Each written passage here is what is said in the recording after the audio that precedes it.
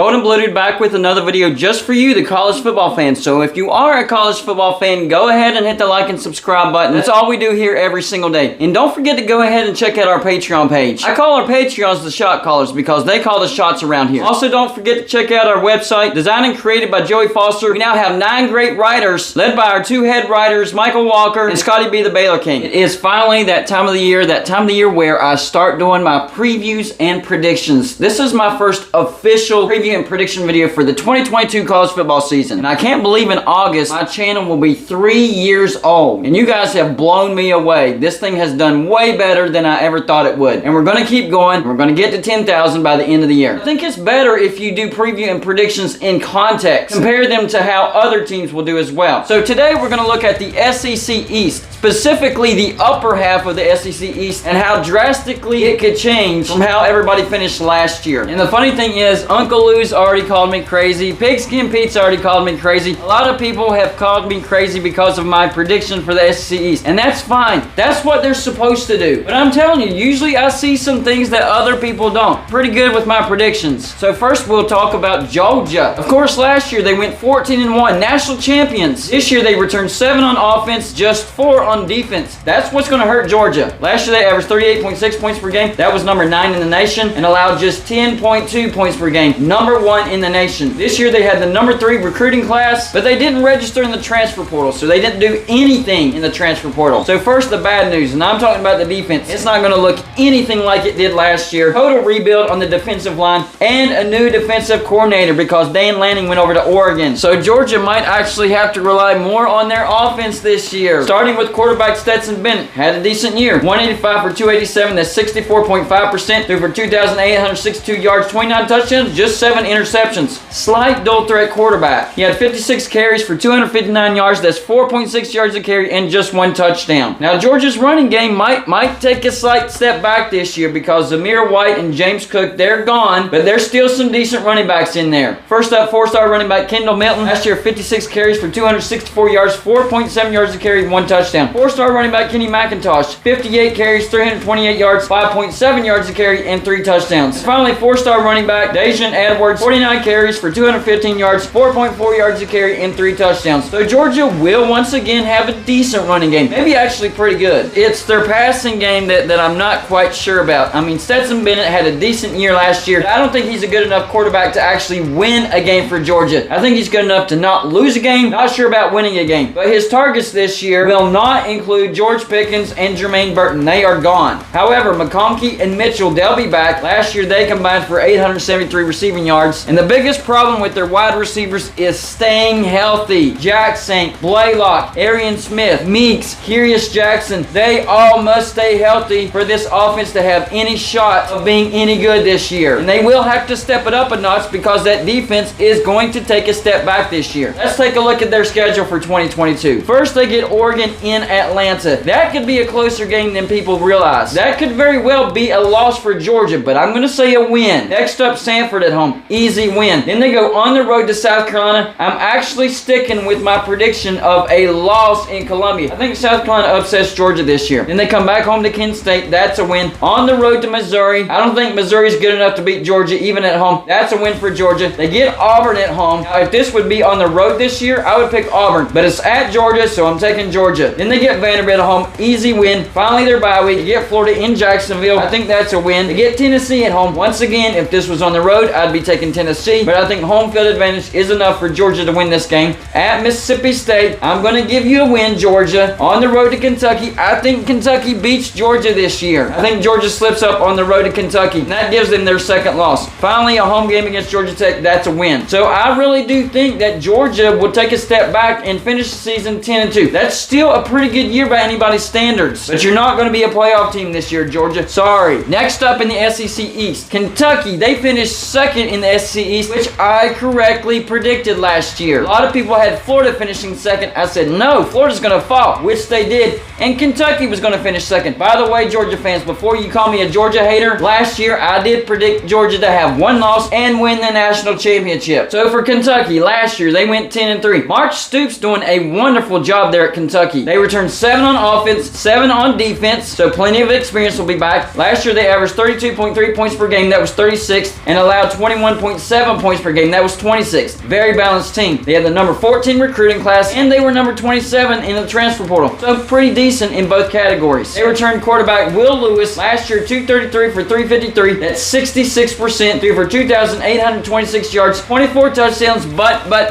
13 interceptions, which led the SEC. He's got to cut back on those. Slight dual threat quarterback, 107 carries for 376 yards, 3.5 yards a carry, and 9 touchdowns. Now, the biggest question for me on offense for Kentucky is only 2 offensive starters on the offensive line. That's going to be a slight problem. But their running game should be pretty strong because running back Chris Rodriguez decided to come back. That's a big deal. Last year, 225 carries for 1,378 yards, 6.1 yards a carry, and 10 touchdowns. Great depth at running back. They also have 3-star running back Bosie Smoke, 81 carries for 416 yards, 5.1 yards to carry, 4 touchdowns. 3-star running back Juton McClain, 34 carries for 165 yards, 4.9 yards to carry. 3-star running back Lavelle Wright, 9 carries for 118 yards, 13.1 yards to carry, and 1 touchdown. That was all in one game. He went off in that game. And don't forget about 4-star running back Michael Drennan II, 7 carries for 17 yards, 2.4 yards to carry, but a ton of potential. And it will be that running game that will probably have to carry Kentucky because there's going to be big-time question marks at wide receiver. And on the defensive side of the ball, 3 of their 4 defensive linemen are gone. And they'll have a very young secondary. So questions on the defense. Kentucky will have to rely on that run game. And there's going to have to be some wide receivers to step up this year. So let's look at Kentucky's schedule for 2022 and see how they'll do this year. First, they start off a game against Miami of Ohio at home. That's a win. Then a tricky road trip to Florida. This is early in the season. The crowd's going to be pumped. And Florida might be a little bit better than what they were last year. I'm predicting this to be a loss for Kentucky. They struggle at the Swamp historically. After that, they get Youngstown State at home. That's a win. Then they get Northern Illinois at home. That's a win. Then they go on the road to Ole Miss. That is definitely a loss. Then they get South Carolina at home. If this was a road trip, I'd be taking South Carolina. But since it's at Kroger Field, I'm going to take Kentucky. After that, they get Mississippi State at home. I'm going to say that's a win. Then they get their bye week. Then a road trip to Tennessee. I think Kentucky loses that as well. Then another road trip to Missouri. I don't think Missouri is good enough to beat Kentucky even at home. That's a win for Kentucky. Then Vanderbilt at home. That's a win for Kentucky. And of course, you already know that I'm predicting Kentucky to beat Georgia at home. And then finally, Louisville at home. That's also a win. So I think Kentucky, once again, will finish 9-3 this year. I think they'll take a slight step back this year, but their schedule sets up to where their record doesn't take a step back at all. So it all depends on what Tennessee and South Carolina do as to where Kentucky finishes in the SEC East. So next up on the list, Tennessee. Last year they finished 7-6, 3rd in the SEC East. They returned 8 on offense and 8 on defense. That's a lot of experience coming back. They averaged 39.3 points per game. That was number 7, and allowed 29.1 points per game. That's not good. That was number 90. So issues on defense. They also have the number 18 recruiting class this year and number 40 in the transfer portal. So not too bad in the transfer portal. First things first, they're going to have to fix that defense. And the problem is there's going to be questions in the secondary. So that's not going to help. But on offense, I think Tennessee will be good once again. 4 of their offensive linemen from last year are back. And their quarterback going to be one of the best in the entire SEC.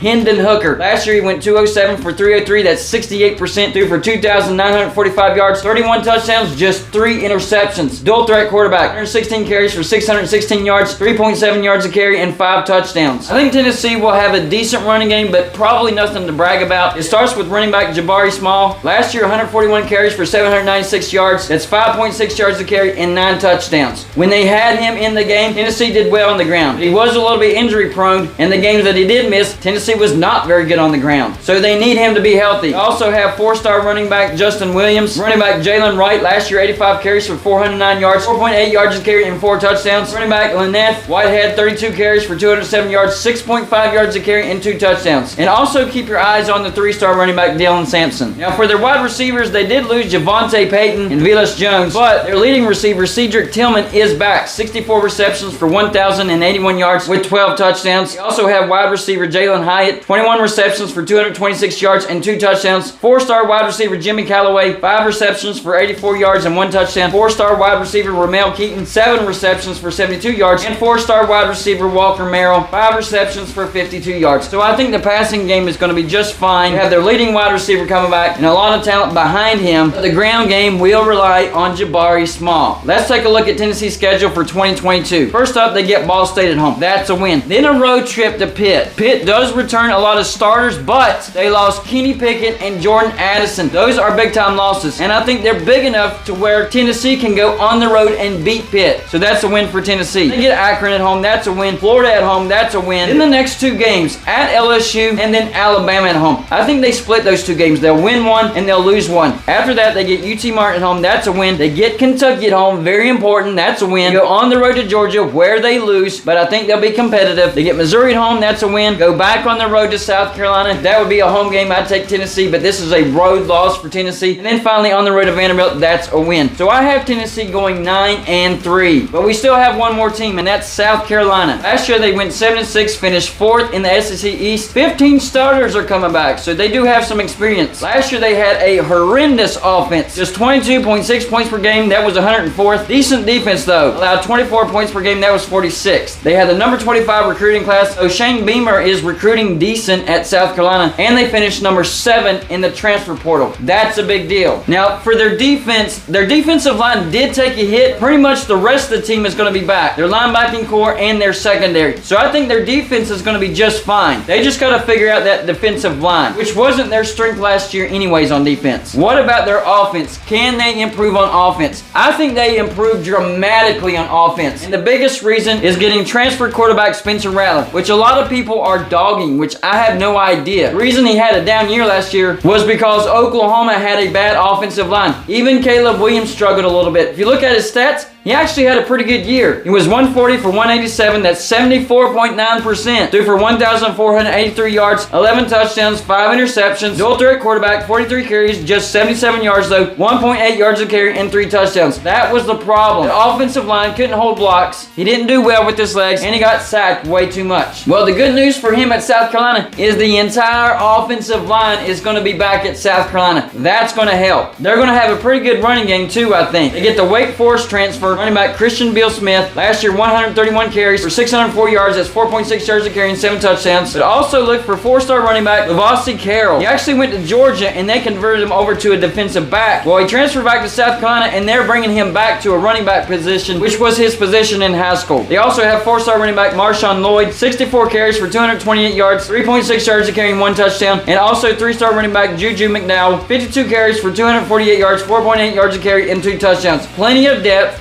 Christian Beal Smith, I think, is going to have a pretty good year for South Carolina. What about their passing game? Well, we already know about Spencer Rattler. That's going to be a huge upgrade at quarterback. Who's he going to have to throw to? Well, they also brought tight end Austin Stogner from Oklahoma as well. Now, he had a slight down year last year, 14 receptions for 166 yards and 3 touchdowns, but he's shown in the past he can be a very big threat when it comes to passing to the tight end. Here are the wide receivers he's going to have. He's going to have a pretty decent wide receiving core, actually. He'll have wide receiver Jaheim Bell, 30 receptions for 497 yards and 5 touchdowns. Wide receiver Josh Vann, 43 receptions for 679 yards, 5 touchdowns. 3-star wide receiver Xavier Legette, 8 receptions for 63 yards and 1 touchdown. 3-star wide receiver Amarian Brown, 11 receptions for 104 yards. And 3-star wide receiver Omega Blake. So the offense is going to be much, much better than what it was last year. I think the defense might actually be better because that entire secondary is going to be back, and that was the strength for South Carolina last year. How does that translate over to their schedule as far as wins and losses? Let's take a look at South Carolina's 2022 schedule. First, they get Georgia State at home. That's a win. Then a tough road trip to Arkansas. Unfortunately, I think that's a loss for you, South Carolina. But then you get Georgia at home. And Georgia's not going to be the dominating Georgia from last year. And I think South Carolina upsets Georgia in Columbia. That's a win. Then they get Charlotte at home. That's a win. Then they get South Carolina State at home. That's an easy win. Then they have to go on the road to Kentucky. And yes, you drop this game right here. Then they get their bye week. Then they get get Texas A&M at home. And they've never beaten Texas A&M. But the fact that this is a home game for South Carolina and where this falls on the schedule for Texas A&M, this will be their third straight road trip for them.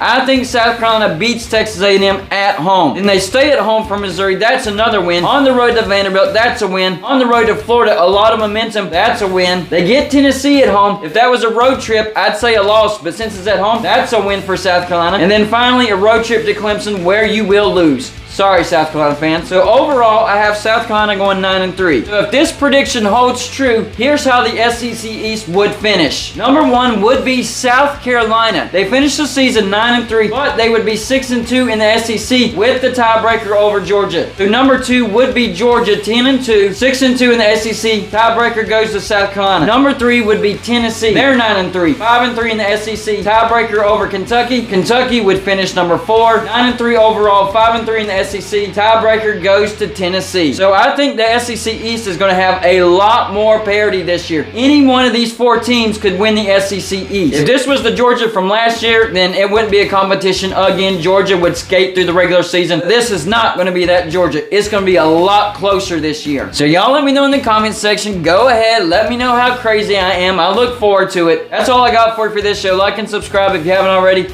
and I'll see you on my next show.